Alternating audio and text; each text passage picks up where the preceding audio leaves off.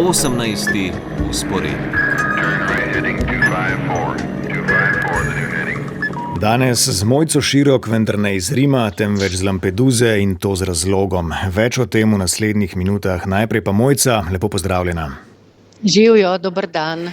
Hvala že naprej za sodelovanje v 18. usporedniku na Valu 202. Večkrat si že poročala z Lampeduze, kar so lahko slišali v preteklosti tudi naši poslušalci in v tej oddaji in v informativnih oddajah Radia Slovenija. Dobro poznaš migracijsko tematiko in tragiko. Kdaj si bila na otoku prvič in kako drugače je tam danes, zdaj? Kaj vse se je spremenilo?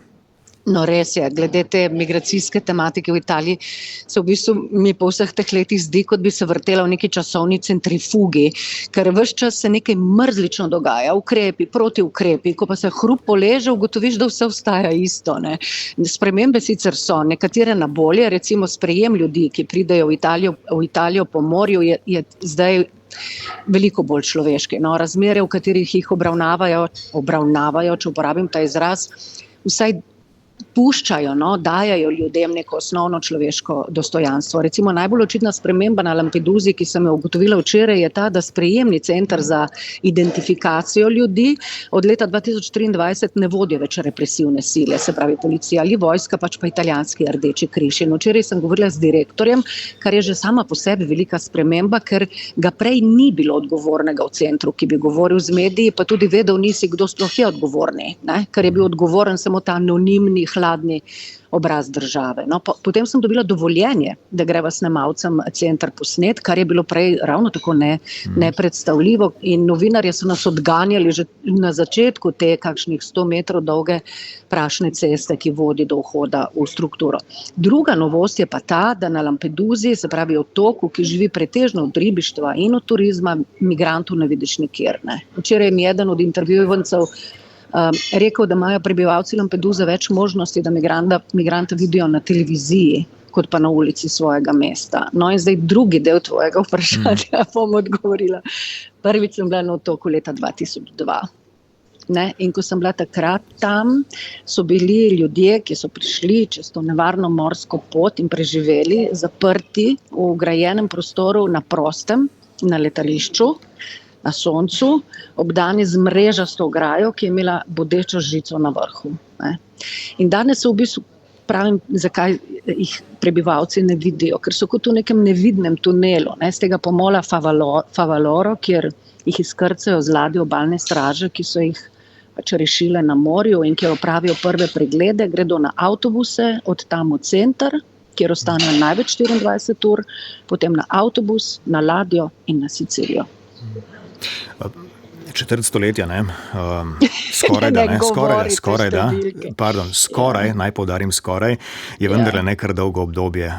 Ampak dejansko tudi že prej, ne, so se Italijani seveda soočali z migracijami. Kako uspešna oziroma neuspešna je italijanska družba bila in je pri vključevanju, sploh glede na denimo lastno zgodovino, ne, množičnega izseljevanja v iskanju boljšega življenja?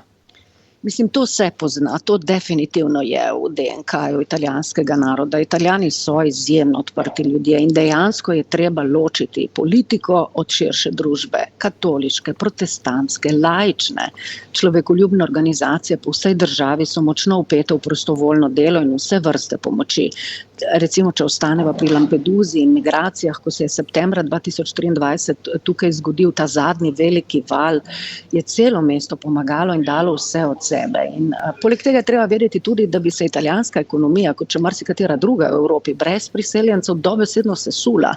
In kdor danes govori o remigraciji, torej deportaciji priseljencev, je nekdo, ki pač namerno in nesramno zavaja. Zdaj pa, če govorimo o politiki, so nijanse včasih komaj vidne, ker v Italiji, na primer, so najostrejše ukrepe proti nezakonitemu priseljevanju in omejevanju preseljevanja nasploh sprejele levosredinske vlade. Desničarske vlade, ki jim običajno prepisujemo ostre protimigracijske ukrepe, so imele pač potem zgolj tlakovano pot. Zdaj, omenila si, da je treba razlikovati med denimo odnosom večine prebivalstva pa med politikami, ki se sprejemajo pod temi in drugimi vladami. Zdaj, kakor kaže s sprejemanjem zaostrene evropske migracijske zakonodaje, so na nek način, se mi zdi, tudi Italijani orali ledino z vzpostavljanjem centrov za vračanje migrantov v tretjih državah, kar zdi se, bi lahko postala normalizirana praksa. Kaj nam pa lahko, na primer, italijanska izkušnja pove o takšnih in podobnih praksah? Kaj pomenijo te prakse za migrante? Kaj z vidika človekovih pravic? Kaj za netenje nestrpnosti v družbi in tako naprej? Glede na to, da sva že omenila to dolgo obdobje, skoraj četrt stoletja, in glede na to, da sem že 2-krat zapustila Italijo kot dopisnica, misleč, da se nikoli več ne vrnem, zdaj sem pa že 3. tu, si bom vzela to pravico, da mirno rečem, da so danes drugi časi. Namreč družba se je spremenila. Tega ne more nihče zanikati. Ljudje smo se spremenili smo se kot skupnost. Jaz se spomnim leta, ko je pokojni Silvio Berlusconi med letoma 2008 in 2010 s takratnim libijskim voditeljem Gaddafijem sklepal sporazume o zavračanju beguncev na morju, je bila vsa Italija na nogah. Od italijanske škofovske konference naprej so vsi po vrsti obsodili ta ukrep. In Berlusconi je bil prisiljen narediti korak nazaj. Danes pa, kot si povedal, ne le, da ima Italija sporazum z Libijo, ima ga tudi s Tunizijo in v Albaniji gradi centre, ki jih financira. Zanje je za obdobje 5 let namenila več kot 7 milijonov evrov. In tam bodo nameščali ljudi, ki jih italijanske vojaške ladje prestrežejo na morju. In bila sem še dopisnica v Bruslju, ko je predsednica Evropske komisije Ursula von der Leyen ta ukrep pozdravila kot inovativno rešitev. Hvala za ta opomnik o tem, kako zelo so se časi spremenili. In v teh časih na Lampeduso prihaja papež Leon XIV. Predstavljam si, da ni naključje, da ameriški papež prihaja na dan ameriške neodvisnosti, torej 4. julija na Lampeduso. Prvi papež porodu iz ZDA.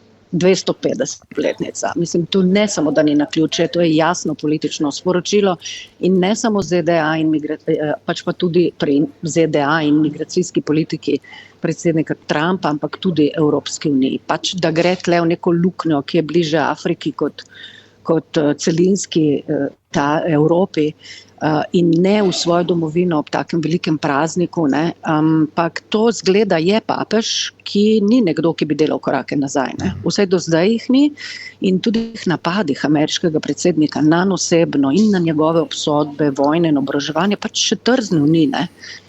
Takrat, ko ga je predsednik Trump ostro napadal, češ da podpira Iran, je pač ta svoja sporočila, za katere je rekel, da zgolj navaja evangelij, samo še ukrepil. Utegne torej koga ujeziti, tudi ta obisk si predstavljam. Je pa papež nedolgo nazaj izdal okrožnico, vsebinsko zanimivo, tehtno, veličastno človeštvo, v kateri se temeljito dotika tudi razdelitve bogastva, pa pasti umetne inteligence, vojn, človekovih pravic in tako naprej. Kakšno bo papeževo sporočilo o migracijah? Če strnem, da mora vsakršna migracijska politika temeljiti na spoštovanju človeškega dostojanstva. Se pravi, zavračanje, omejevanje, v redu, vsaka država ima svoje potrebe, ampak v središču mora biti človek in njegovo dostojanstvo. To je, mislim, da na kratko vse, kar je doslej govoril o tem. Zdaj pa kakšne besede bo uporabil, bomo pa še videli, ker doslej jih je bilo ene par kar močnih. V Španiji, na primer, je Sredozemlje in Atlantik imenoval pokopališča brez grobov, tihotapce pošasti, ki jih čaka pekel. To po mojem mnenju, kar lepo besedno zvezo globalizacija brezbrižnosti, pa je podedoval od papeža Frančiška. Mojca, še eno morda nekoliko tehnično, ampak vendarle, da si bomo znali predstavljati, papež torej jutri pride na Lampeduso, kako bo videti ta njegov obisk? Bliskovit. Mislim, da bo manj kot 6 ur. Zjutraj ob 7:15 leti iz rimskega letališča Ciampino, pristane na Lampedusi nekaj po 8 uri, najprej gre na pokopališče. Jaz sem bila tam včeraj, sem to tudi snemala, del tega pokopališča je križi, brez imen, samo številke, leseni narejeni iz ostankov teh bark, skratka trupla ljudi, ki so jih pobrali na morju. Se pravi, najprej se bo tam ustavil, potem gre na tako imenovana vrata v Evropo, ta spomenik na špici, eni od špic otoka, kjer se bo pač poklonil spominu umrlim in tako naprej. No in nazadnje gre na ta že prej omenjeni Molo Favarolo, kjer bo vrgel, mislim, da tam položil venec v morje in tudi blagoslovil neko tablo, ki so jo na otoku namestili po obisku papeža Frančiška. In potem ob 10:30 maša, tukaj v centru, čisto tukaj čez cesto, kjer se zdaj nahajam na nogometnem igrišču in mislim, da 12:45 po programu že leti nazaj v Rim. Mojca, dolga leta zelo podrobno spremljaš ne samo tistih najbolj odmevnih seveda novic v Italiji, ampak dogajanje v italijanski družbi zelo poglobljeno, natančno in tudi seveda, kaj so počeli v vseh teh letih papeži, pa bi za konec takole še vprašal, res, da si nekdaj o tem že povedal, ampak vseeno, neka taka tvoja ocena oziroma vtis, videnje, kako po razburkanem morju tega sodobnega sveta pluje aktualni papež. Ena od novic, na primer, ki je tudi, se mi zdi, kar zaokrožila pri nas v tem tednu, so ti uporniški, ultrakonzervativni škofje, ta bratovščina v Švici. Skratka, kako pluje, kako se znajde aktualni papež po tvojem? Ne, sem se nasmehala, ker uporabljava te morske metafore. Ja. Pluje, vesla. No, zdaj bom te vzela za besedo. Skratka, Benedikt XVI, ko je odstopil, je v tem svojem nagovoru ob odstopu rekel, da nima več moči, da bi krmaril Petrovo barko. Da za to gre. Zdaj pa, če pa Leon že tudi pluje, potem bi rekla, da ta odločitev, ki si jo omenil v zvezi s temi lefebrijanci, pomeni, da trdno drži krmilo barke v rokah. Pomeni, da ga ni strah sprejemati težkih odločitev. Je sicer lani, ko je bil izvoljen na umestitveni maši, napovedal, obljubil recimo, da cerkve ne bo vodil kot avtokrat, pač tega itak danes več ne more, ampak zgleda, da ko je treba udariti po mizi, lahko tudi on, ki je sicer na pogled ves tak mil in plah in zadržan, stori brez težav in z res trdo roko. Je pa tudi res to, veš, lefebrijanci so trn v peti že